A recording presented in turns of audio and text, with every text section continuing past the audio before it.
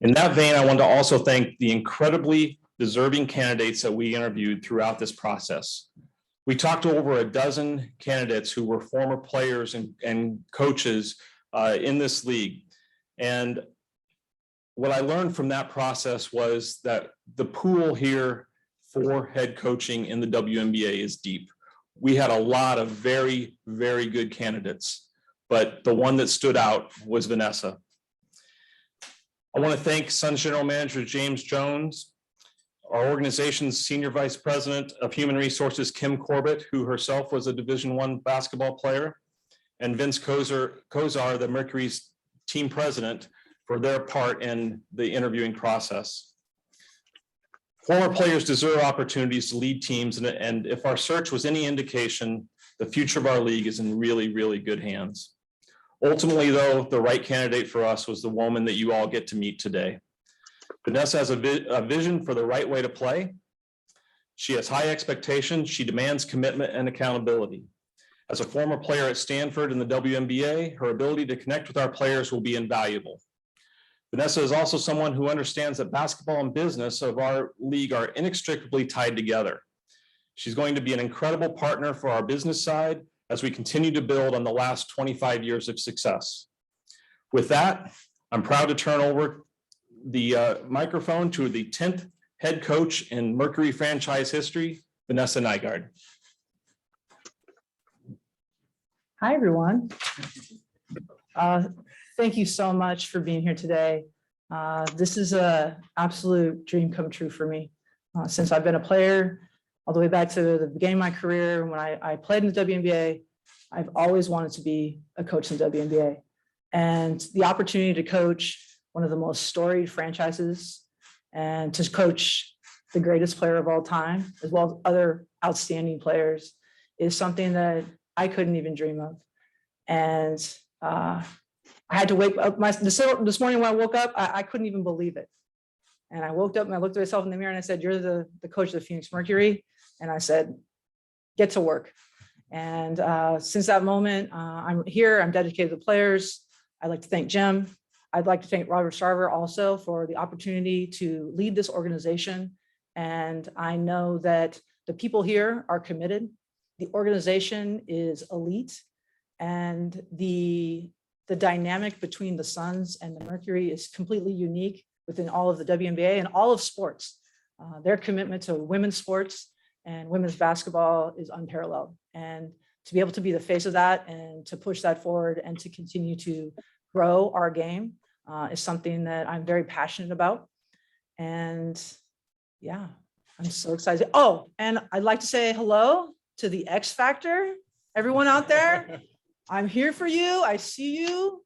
And I'm super excited to engage with you as well. You are the most passionate and most engaging fans in the WNBA. I remember from even the days I played that you were on it with lots of passion, and I'm excited to represent you. We'll go ahead and open it up for questions. If you have a question, go ahead and raise your hand. We kind of go around the room here. Alex, I'm next. Hi, Alex. We'll have a couple questions for you. But first, Jim, we haven't gotten a chance to talk to you since you guys made your decision to not renew Sandy's contract. And I was wondering, just in general, what kind of led to that decision? Obviously, her contract had expired, but not bring back somebody who would help lead this team to the finals last year.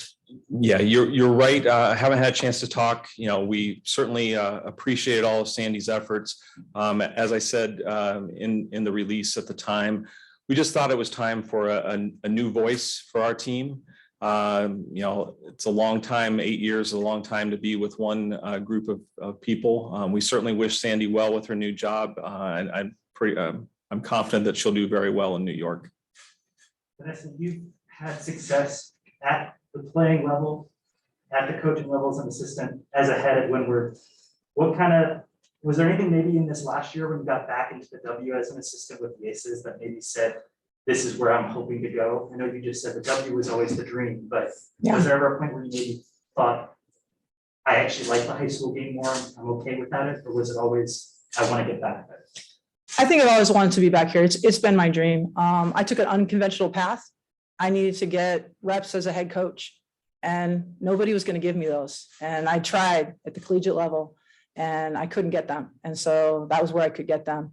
But I do think I had maxed out what I could do at the high school level, and I was ready for a new challenge. And I knew immediately that first day that I arrived back into the coaching with professional athletes in Las Vegas last year, that is where I was meant to be. That's where I'm supposed to be. And I'm ready for that challenge. Now, obviously, on the counter of that, this is a team that just got to the finals. Yeah. They obviously haven't always had the type of regular season success that they would want, but especially to come in, it's got to be a little daunting to be the head coach coming in to replace somebody that just took a team to the finals when there's only one place you could possibly go on those expectations, right? Is that a challenge that you think is daunting? No, not at all. Why wouldn't I want a great challenge? Why wouldn't I want to coach great players and coach a great team? And the fact that they were right at the edge means that they just need to improve on some certain things. And I think it's that daily work, that daily commitment. And WNBA season is very short. So you got to come with that intensity from the very beginning. You know, the Suns are a great example. The Suns come back hungry this year from their experience last year, and they don't let any game slide. They show up every night. And that's what I'm looking for the Mercury. Vanessa, Craig for ABC 15 here in town. Hey, we see that you were born in Scottsdale, but you went to Carlsbad High School. Can you fill in the years between Yes, Scottsdale and how you get? of course. My dad's from Tucson. He went to Arizona, and my mom went to Arizona State. And they were, yeah, exactly. And my parents met here, and both my brothers were born here, and I was born here, and they moved when I was 1. But I spent a lot of summers in Tucson. Summers, yes, visiting my grandparents. So I had that experience. It was great. And I've had a lot of time out here and always had that connection. My brother recently moved to Tucson as well. He's a retired lieutenant colonel in the Army, and him and his family just moved there, and his kids are going to Arizona as well. So I have some family here, and I'm really excited to be back. That's Nick King from Channel 3, Channel 5 in town. How appealing was that? And if any WNBA job that can open to come back to Arizona? It's great. You know, it's still close to my home and my family, and a place I'm familiar with, but more importantly, the franchise and the organization, and the opportunity to coach great players and to come in. You know, there's no secret to coaching. The best way to be successful is to have great players, and there's great players here. Have you spoken to Diana yet? We've connected, and I look forward to getting to know her better and to really just help her shine and just really help her perform at her best. So I'm dedicated to that and building that relationship. We're both California girls. Any questions in the room? Vanessa Luke with 12 News also here in town. When you embark upon this new role, what's the type of identity you want to form with this team or for yourself as the newest head coach? Yeah, you know, I consider myself a relational leader. And so I want to take care of the players and make sure they have everything so that they can be at their best. But the culture of the team will be one of work. We have to be dedicated to daily improvement and accountability. And that's how you have success on any team in any organization.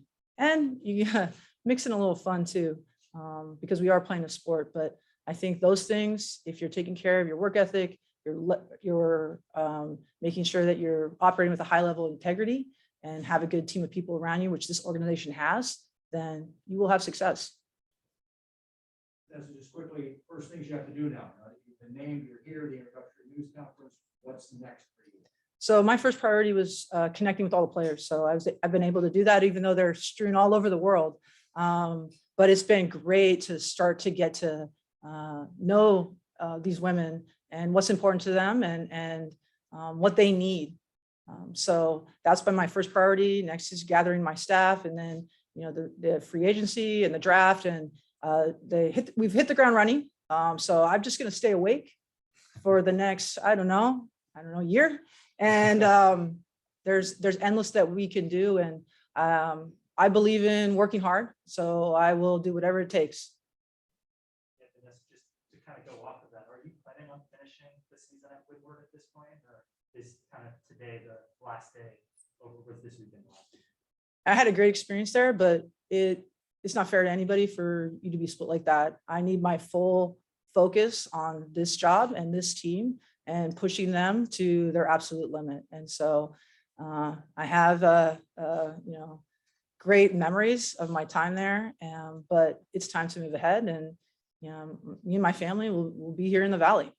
So is there a physical movement from California, Arizona thrown in that beginning stages for being started? Absolutely. Yes. Kellen, also with Israel Sports, welcome to town.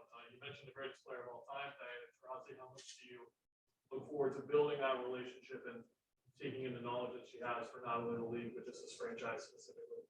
Yeah, it's a great question. I think professional players have so much knowledge. So I'm a lifelong learner. So I'm looking to learn from these players too. And to really have a partnership with them.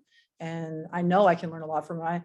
This morning, when I was leaving, my family was all driving me to the airport, and I have a son who's 9, and he doesn't know a lot about men's basketball. He does know more about women's basketball. And he said, okay, well, good luck. He said, you're the shepherd. I go, what? He goes, well, you take care of the goat. And I was like, okay, all right, buddy, I got you. But I said back to him, I go, no, the goat takes care of herself. But I'm looking forward to that engagement and learning so much from the greatest player of all time. I mean, this opportunity as a coach, how could anyone pass it up? With that experience you mentioned in mind, do you feel like you kind of got to someone else that would be in your position normally, given the roster that you have and the experience? I mean, this is a great team. Jim's put together a great team, and we have all the pieces that we need to climb up to the very top of the mountain of the WNBA championship. And this is a team with, this organization has 3. And my goal is to push and push to get 4 and more. Yeah, before we go from Frank Hughes, Arizona State student Ron Hughes program. My question to you, you're one of 6 coaches who currently coach. You have that experience playing in the W.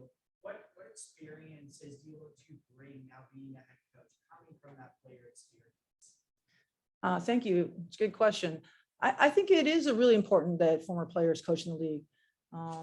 My experience as a former player helps me to identify with the players and understand what's going through their head. At one point I was a star, not in the W, but when I was younger, and I've been a bench player, I've been a starter, I've sat at the end of the bench and been paid to watch basketball. And so I know all the struggles that the players go through, also that management of your life with the challenges of being a professional athlete. And so to be able to identify with them and also to be able to push them because you know what it's really like. I think that that's an important skill that I bring as a former player. All right, we're gonna go over to Zoom for a few questions, starting with Sean Schultz.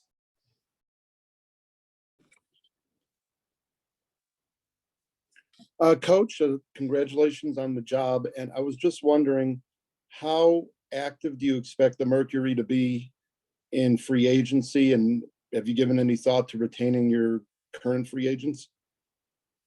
I couldn't quite hear the end of that. I'll address that. The question was what's our plans in free agency and how active are we expecting to be with our current free agents? We're doing everything we can to improve our team. We have a really good core. We were close, but not quite good enough to get a title last year. Our goal is to win a title. We're working diligently to improve, both looking at free agents that are out there from other teams, as well as keeping the key free agents that are ours that are available. We have talked to a bunch of players here over the last few days as part of the free agency process. Signing period starts February 1st, and we're just very active in making sure that we put together the best possible team we can to give us every opportunity to win another title. We're gonna go over to Michelle Vocal with ESPN, followed by Jackie Powell. Yeah, Vanessa, congratulations to you. I was wondering, what do you think coaching in high school did for you in terms of player development? And I know it's obviously very different in the professional ranks, but you are going to be dealing with some young players. And how do you think that area of your coaching has helped you in terms of being a professional coach? Thanks for your question. Yeah, I think it is very helpful. Being the head coach is really different than being an assistant. So just all the games where I have to call the timeout, where I have to make the decision, where I had to do all those things has been vital to me. I'm very comfortable and not like that doesn't seem like part of my process here from going from assistant to head coach. I'm confident in understanding the roles and responsibilities and the pressures that a head coach feels that are very different from an assistant. You've heard it before, like an assistant makes suggestions and the head coach has to make decisions. And I know how to make those decisions. Now, the part you asked about the generations, that's real. This younger generation, they're fantastic, but they're different. And, we have a multi-generational team here. And I do understand these younger people because I've been working with them and I do understand how they like to communicate, how they like to be receive feedback. They receive feedback very differently, I'd say, than older generations or my generation. And so I do think it's an asset for me having worked with these players and really understanding that change in our society. And, it has to do with technology and it has to do with social media. I don't think that the younger people are different. I just think we're not locked into how to communicating best with them. So I hope to use all those skills I've learned working with teenagers to working with these fantastic women. Thank you. All right, next up, we're gonna go to Jackie Powell with Bleacher Report, followed by Kim Dawes. Hi, Vanessa. Congratulations. So going back to January of 2020, the W only had 4 female head coaches. And so now here we are 2 years later, and the league will enter 2022 with a total of 8 female head coaches, which is around 66% of the league. And this is the highest number we've probably seen since close to the inception of the league. I think it was 1998. So what does that fact mean to you? Why does it matter? And also, why do you think it has taken the W as long as it has to get back to having a female majority at the head coaching position? Well, I think it's fantastic. And I don't know if it's taken so long, but it just is been some real progress. There's a commitment in this league to honoring diversity and representation that maybe other leagues aren't doing, but we are definitely doing that here. And as a former player, I'm excited about the opportunity to see more former players get into coaching. From a young age, so many players, even in the W, have never been coached by a woman. And until you see a female coach or you play for a female coach, you don't think that that's a job that you would have. I was very fortunate to play at Stanford for Tara Vanderveer and to have that great role model from a young age and to see that I could do this job as well. And so I'm excited to see this in the league, and I look forward to seeing more players returning. I think professional basketball and the experience of professional basketball is unique than any other level. And so players have special insights. So let's get more players out here. And to follow up on Michelle's question, so on the Aces, there were some very colorful personalities on that team. What did that experience teach you, and how do you look to apply those lessons to how you coach and lead the Mercury?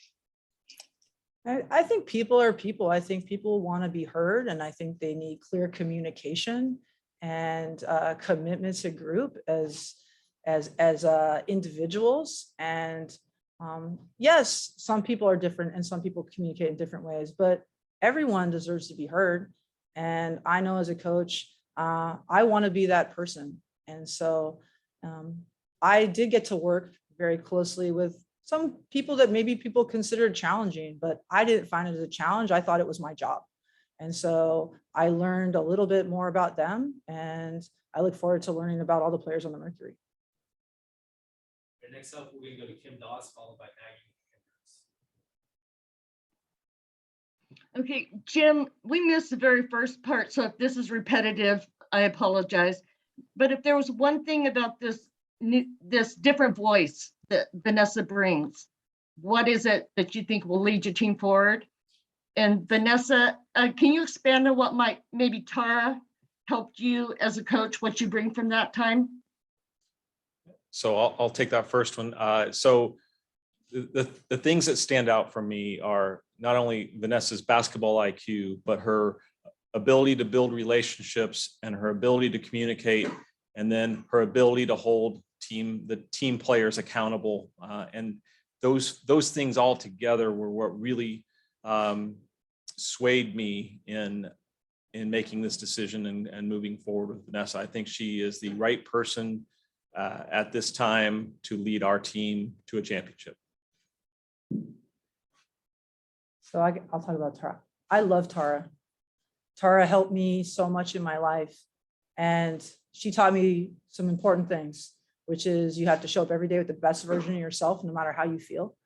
She taught me that you have to bring a great attitude and a great effort to everything you do, and there's no excuse for not coming at that level. And so as a head coach, I take those things really seriously, that I have to show up with what I expect of others. And so I have to be the best version of me and give everything I have in every moment. And she taught me those things when I was 18 years old, and it was not an easy lesson for me to learn. But I have learned it, and I have applied it and helped a lot of people because of her guidance.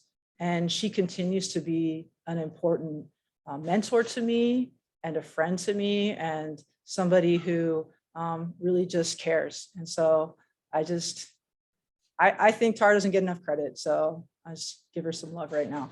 Love you, Tara. All right, we have time for a couple more. We'll go to Maggie Hendricks, followed by Andy. Okay. Hi there.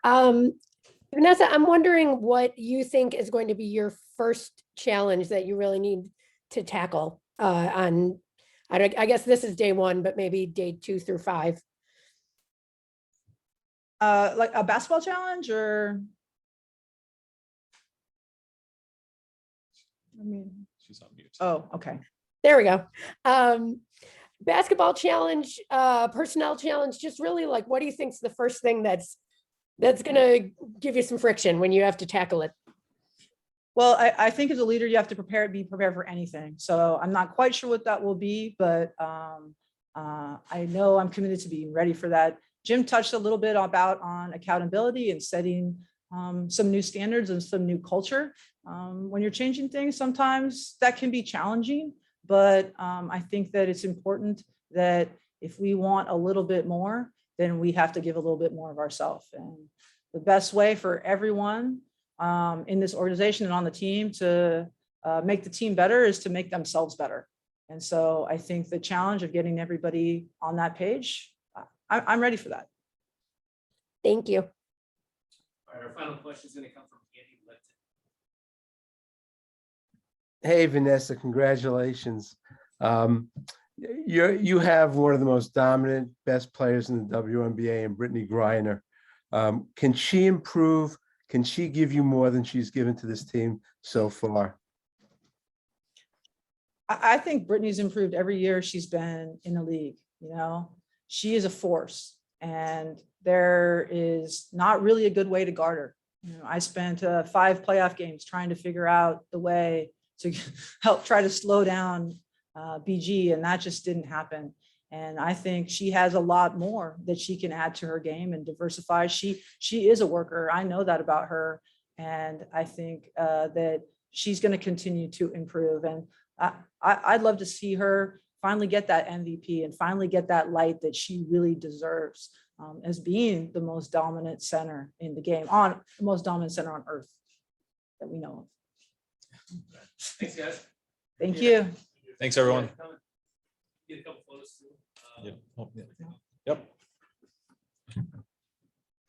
It's never good enough to get a jersey like this, Jim. Never happened for me.